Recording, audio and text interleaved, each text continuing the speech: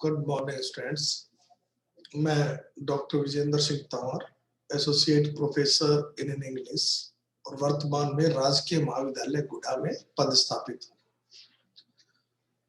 जो video series आपके लिए बनाई जा रही है उसमें जो आज का जो वीडियो है वो है बीए पार्ट फर्स्ट के विद्यार्थियों के लिए है और उसमें भी जो सब्जेक्ट कंपलसरी इंग्लिश जिसको हम जनरल इंग्लिश के नाम से भी जानते हैं उसमें एक टॉपिक है एलिमेंट्स ऑफ ए सेंटेंस। ये 5 नंबर का टॉपिक है एग्जाम के पॉइंट ऑफ व्यू से तो, लेकिन आपको क्योंकि लैंग्वेज को सीखना है, आपको एक स्किल डेवलप करनी है, तो ये इसकी वैल्यू इनवैल्यूएबल है यानी अमूल्य है। इसलिए इसको थोड़ा ध्यान से पढ़ें, देखें और सुने और इसके जो लास्ट में मैंने एक्सरसाइज एक दी है उसको भी करने की कोशिश करें। अगर आप ऐसा करेंगे तो काफी कुछ सीख पाएंगे, क्योंकि ये जो जनरल इंग्लिश है इसको केवल इसलिए न पढ़े कि आपको 36 नंबर लेने हैं, बल्कि इसलिए पढ़े कि आपको कुछ सीखना है। तो उसी कड़ी में हम आगे चलते हैं। सबसे पहले जो टॉपिक है एलिमेंट्स ऑफ ए सेंटेंस, इसमें सेंटेंस तो हम जैसे पिछले वीडियो में भी हमने सेंटेंस की डेफिनेशन दी थी और सीखने की कोशिश की थी कि सेंटेंस क्या होता है। उसी कड़ी में इसमें भी वही डेफिनेशन हम ले लेते हैं कि सेंटेंस जो है वो ग्रामर का या किसी भी भाषा का सबसे लंबी यूनिट होती है, the longest unit in grammar of a language.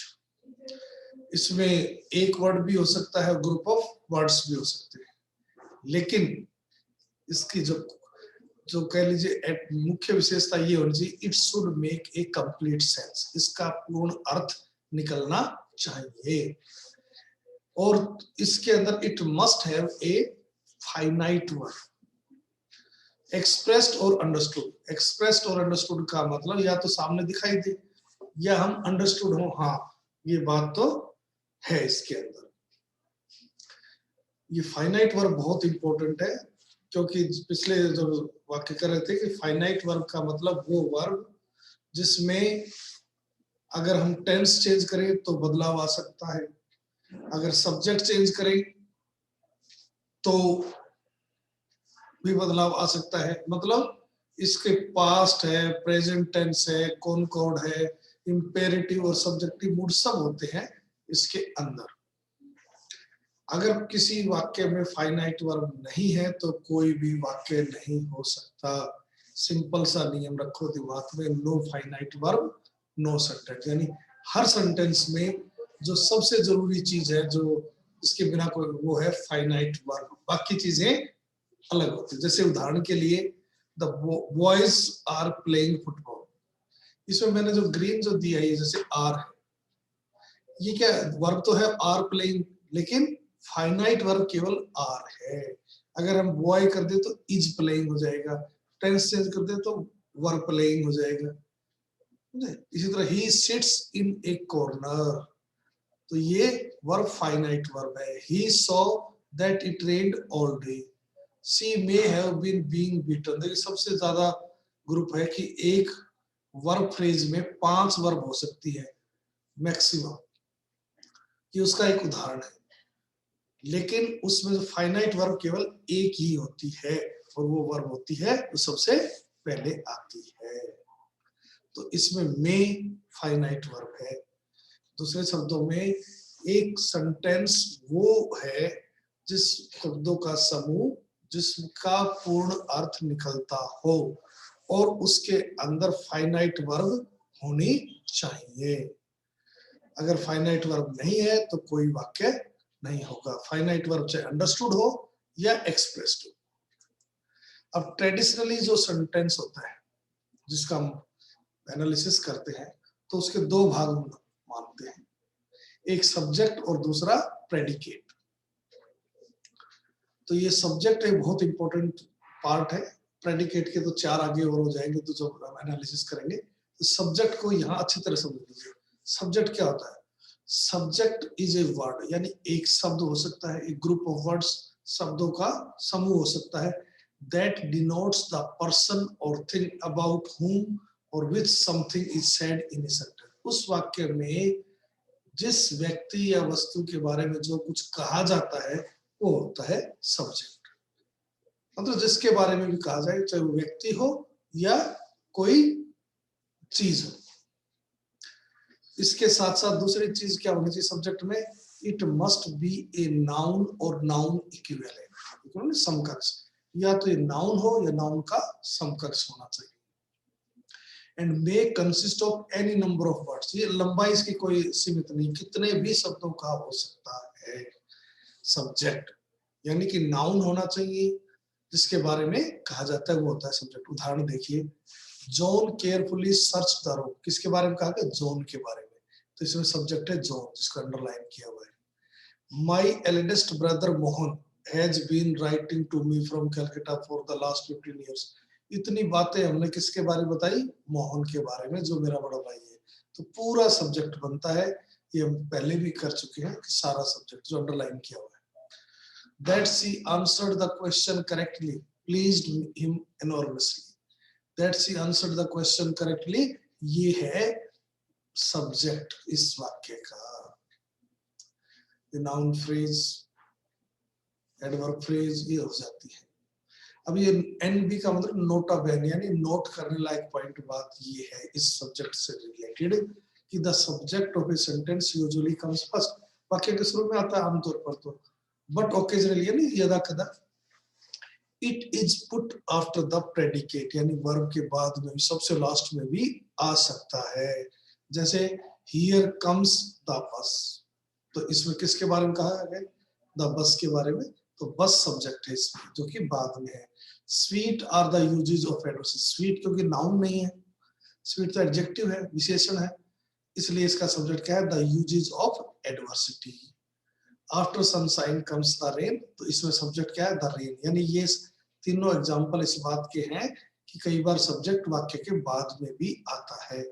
तो सब्जेक्ट को आप अगर आपने समझ लिया तो समझो काफी कुछ आपने वाक्य में समझ लिया। तो हमने दो चीजें की, एक व्हाट इज सेंटेंस और एक व्हाट इज सब्जेक्ट। अब हम बात करते हैं दूसरा भाग, जो कि जनरली जिसमें होता है प्रेडिकेट। प्रेडिकेट जो है वो एक शब्द या शब्दों का समूह होता है जिसके जो ये बताता है क्या कहा गया है, what is said about the subject, subject के बारे में क्या कहा गया, वो प्रेडिकेट होता है। इसमें कम से कम फाइनाइट वर्ब जरूर होनी चाहिए, एक्सप्रेस्ड और अंडरस्टूड, नहीं तो फिर सेंटेंस ही नहीं बनेगा। फॉर उदाहरण के लिए देखिए, the girl is now a student at a large university, ये जो अंडरलाइन फ्रेज है ये है प्रेडिकेट। किसके बारे में बताया गया है? द गर्ल के बारे में ये बात बताई गई है। जिसके बारे में बताया गया तो सब्जेक्ट, और क्या बताया गया है वो हो जाता है प्रेडिकेट। इसी तरह his brother grew happier gradually, had he given the girl an apple, तो जो ये अंडरलाइन वर्ड है ये है प्रेडिकेट, क्या कहा गया है, और जिसके बारे में कहा गया है वो है सब्जेक्ट। यानी कि सब्जेक्ट और प्रेडिकेट एक वाक्य के दो हिस्से होते हैं। अब हम बात करते हैं दूसरे। अब जो हमारे जो सिलेबस में है जिसमें एलिमेंट्स ऑफ ए सेंटेंस, तो इसको हम ये मानकर चलते हैं कि अगर विकल्प के रूप में देखा जाए कि एक तो सब्जेक्ट और ऑब्जेक्ट हो ही गया, सब्जेक्ट और प्रेडिकेट, तो अल्टरनेटिवली ये मानकर चलते हैं कि एक वाक्य जो है 5 यूनिट्स मैक्सिमम से बन सकता है, और उन्हीं को हम कहते हैं एलिमेंट्स ऑफ ए सेंटेंस। और वो 5 कौन कौन से हैं? सब्जेक्ट है, वर्ब है, ऑब्जेक्ट है, कॉम्प्लीमेंट है, एडवर्बियल है। और उनको एब्रिविएटेड वन शॉर्ट रूप में क्या दिखा था? SVOCA, ये शॉर्ट में है इनका फॉर्म।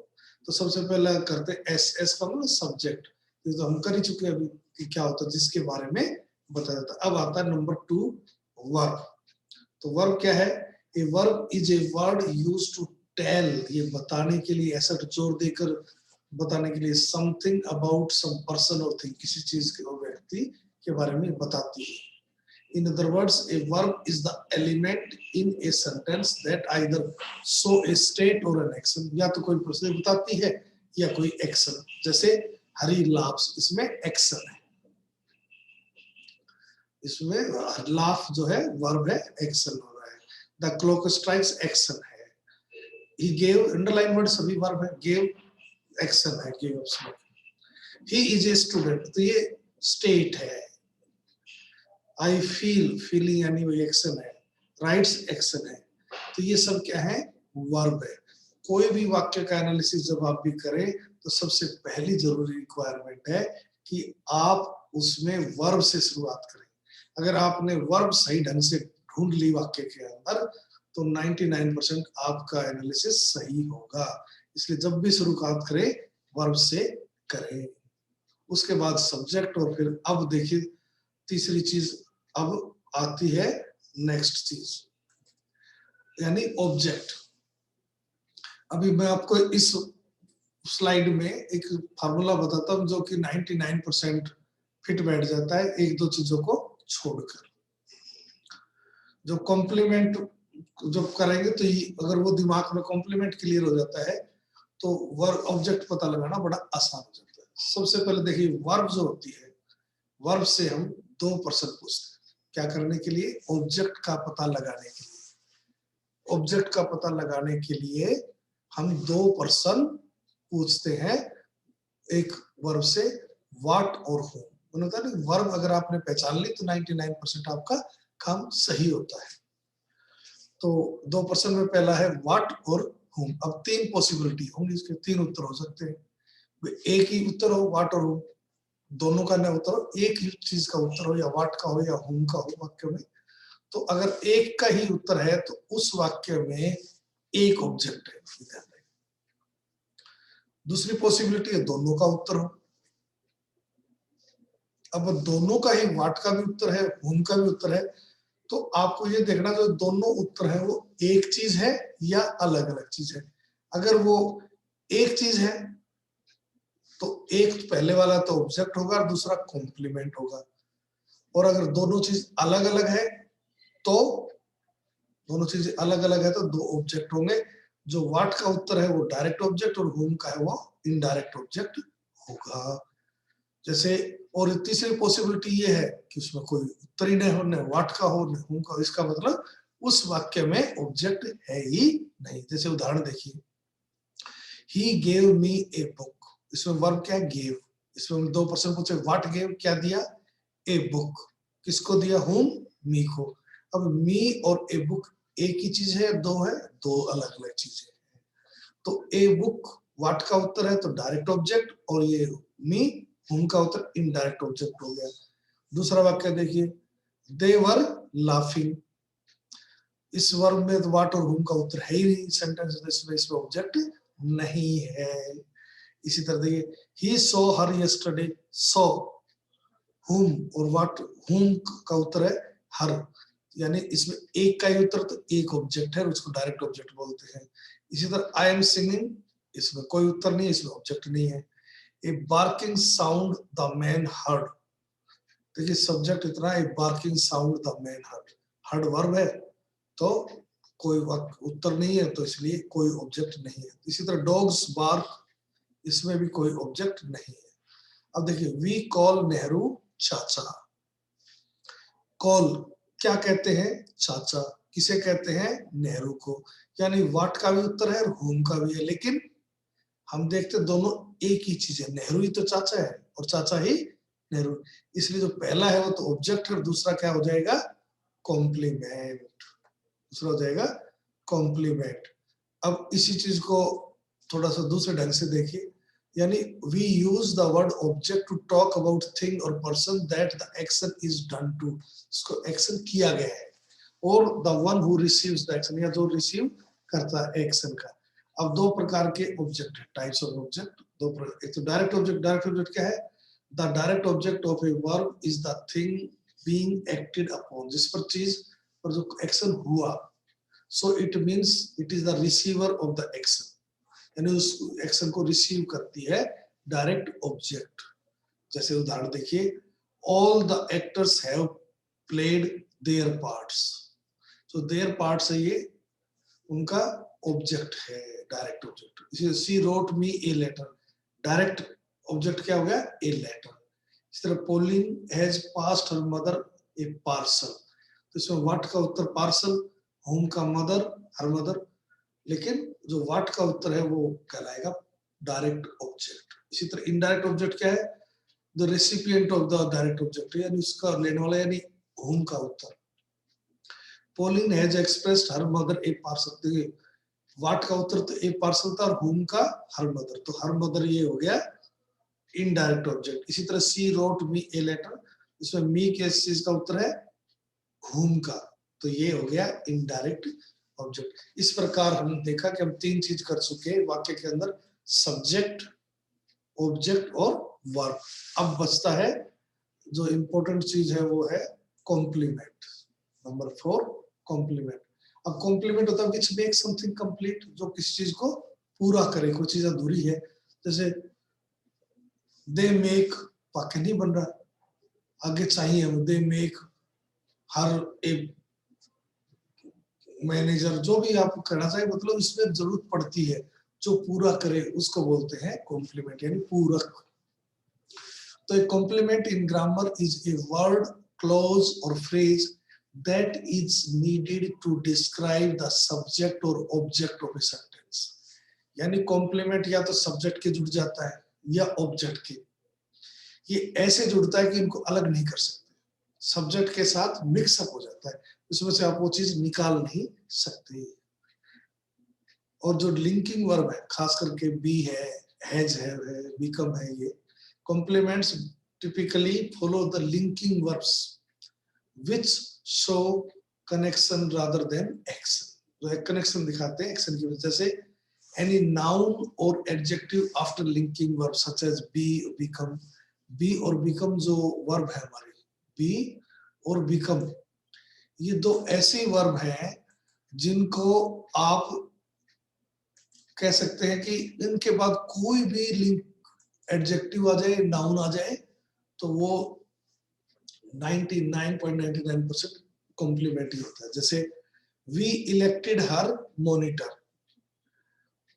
तो इसमें इलेक्टेड वर्ब है, इससे पूछा व्हाट और होम, तो दो ऑब्जेक्ट मिले हमारे पास, दो पर्सनल उत्तर मिले, व्हाट मॉनिटर चुना, किसको चुना, हर को, और हर और मॉनिटर एक ही चीज है, इसका मतलब हर तो ऑब्जेक्ट है और मॉनिटर कॉम्प्लीमेंट है। अब देखिए सी बिकेम ए डांसर, अब डांसर और सी एक ही चीज है, यानी सब्जेक्ट से जुड़ गया, तो ये अलग नहीं हो सकता, तो ये कॉम्प्लीमेंट है।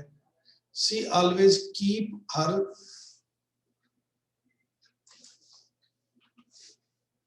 She always keeps her house clean, जो क्लीन है, जो सफाई है, वो किससे जुड़ गया, हाउस से, इसको अलग नहीं कर सकते, सफाई अलग कर दी, हाउस अलग, ऐसा नहीं होता।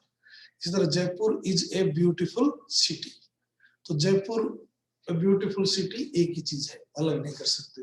दे कॉल्ड हिम ए फूल, फूल और हिम एक ही है, तो अलग नहीं कर सकते, इसलिए ये ऑब्जेक्ट कॉम्प्लीमेंट, ये सब्जेक्ट कॉम्प्लीमेंट। यानी कि कॉम्प्लीमेंट की सबसे बड़ी खास बात पहचान क्या है कि ये सब्जेक्ट से जुड़ता है, ऑब्जेक्ट से, सब्जेक्ट से जुड़ जाए तो सब्जेक्टिव कॉम्प्लीमेंट और ऑब्जेक्ट से जुड़ जाए तो ऑब्जेक्टिव कॉम्प्लीमेंट। अगर इतना याद नहीं रहे तो कॉम्प्लीमेंट तो लिख ही देना एग्जाम में। और दूसरी चीज, इसको इस प्रकार जुड़ जाता है कि उसका इंटीग्रल हिस्सा हो जाए, उसको अलग नहीं कर सकते, ये इसकी खास बात है। अब आता है हमारा 5वां पॉइंट, यानी एडवर्बियल। अब एडवर्बियल क्या होता है, देखो जो ये उत्तर बच गए ना, जैसे वेयर का, व्हेन का, हाउ का, व्हाई का, इनका जो भी उत्तर होता है ना, वो होता है एडवर्बियल। अगर मैं इसको पढ़ के सुनाऊं आपको, तो in English grammar an adverbial is an individual word, कोई व्यक्तिगत वो एक वर्ड भी हो सकता है, जैसे that is an adverb, a phrase an adverbial phrase, और एक clause an adverbial clause that can modify a verb, जो विशेषता बताए वर्ब की, एडजेक्टिव की, या फिर वाक्य को, पूरे वाक्य को कंप्लीट करे, उसको बोलते हैं एडवर्बियल। यानी और अगर ये ध्यान में नहीं रहे तो ये ध्यान में रखो कि वाई का उत्तर हो, वेयर का हो, हाउ का हो, व्हेन का, ये जो उत्तर होते हैं वो कहलाते हैं एडवर्बियल। जैसे he kept the book on the table, तो ऑन द टेबल किस चीज का उत्तर है, वेयर का। Ram told me a good story last week, last week किसका है, व्हेन का। They were playing football in the playground, तो इन द प्लेग्राउंड किसका, वेयर का। वरुण लाफ्ड ग्लीफुली, तो हाउ का। The doctor visits Rahul every day, में हाउ ऑफन, यानी प्रतिदिन, ये हो गया उसका। शी स्पीक्स स्वीटली, बहुत मीठा बोलती, हाउ का ये हो गया। यानी कि एडवर्बियल में व्हाई, वेयर, हाउ, व्हेन, ये बहुत इंपॉर्टेंट है पहचानने के लिए। अब हम इन 500 को एक्सरसाइज करते हैं। एग्जाम में आपको इस प्रकार का वाक्य आता है, तो जैसे analyse the following in terms of SVOCA। सबसे पहले जो इसमें SVOC करो, तो सबसे पहले यूनिट अलग अलग बांट लो। जैसे इसमें है the football team has arrived, तो अब ये जो वाक्य है सारे 11 के 11 अगले पेज पे कर रखे, इनकी टीम बांटी हुई देखिए। यूनिट द फुटबॉल टीम एक है, हैज अराइव्ड दूसरा है। अब ये सबसे पहले मैंने क्या बताया कि वर्ब से शुरू कर रहा है, तो वर्ब हो गया ये, और फुटबॉल टीम क्या होगा, सब्जेक्ट, बाकी इसमें नहीं है। I do yoga every day, तो इसमें वर्ब क्या है, डू, सब्जेक्ट हो गया आई, और योगा व्हाट का उत्तर है तो ऑब्जेक्ट हो गया, और एवरीडे किस चीज का उत्तर, हाउ ऑफन, कितनी बार, तो ये एडवर्बियल हो गया। इसी तरह he painted the door green, painted verb है तो he subject, the door object, और ग्रीन इसके साथ जुड़ा हुआ है डोर से, ग्रीन अलग नहीं कर सकते, तो ये क्या हो गया, complement. We elected him the president, अब इलेक्टेड वर्ब है, we subject, him object, the president क्या है, द प्रेसिडेंट जो है हिम से तो है, हिम ही तो प्रेसिडेंट है, इसको अलग नहीं कर सकते, तो ये क्या हो गया, कॉम्प्लीमेंट, ये object complement. Nandita is an architect, Nandita और आर्किटेक्ट जुड़े हुए हैं एक दूसरे से, इज वर्ब, तो ये क्या, कॉम्प्लीमेंट, ये किसकी विशेषता होता है, सब्जेक्ट की, तो ये सब्जेक्ट कॉम्प्लीमेंट हो गया। She always keeps, she always keeps her house clean, तो देखिए सी जो सब्जेक्ट है, जो सी जो सब्जेक्ट है वो किसका, वर्ब कीप्स, और ऑलवेज क्या हो गया, एडवर्ब, ऑलवेज हो गया एडवर्ब, तो ये हो गया ऑलवेज एडवर्ब, हर हाउस ऑब्जेक्ट हो गया, और क्लीन, क्लीन किसकी, घर की विशेषता है, तो ये हो गया एडवर्बियल, सॉरी कॉम्प्लीमेंट।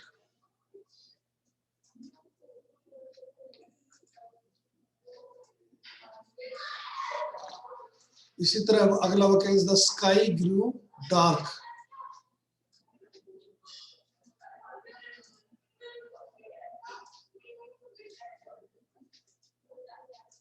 अब इसमें जो डार्क जो वर्ब कौन सी है, ग्रू, और ग्रू जो वर्ब है वो किसके लिए, सब्जेक्ट के लिए है, द स्काई, अब अधूरा है तो डार्क क्या हो गया, कॉम्प्लीमेंट, डार्क हो गया कॉम्प्लीमेंट, क्योंकि उसकी विशेषता हो गई।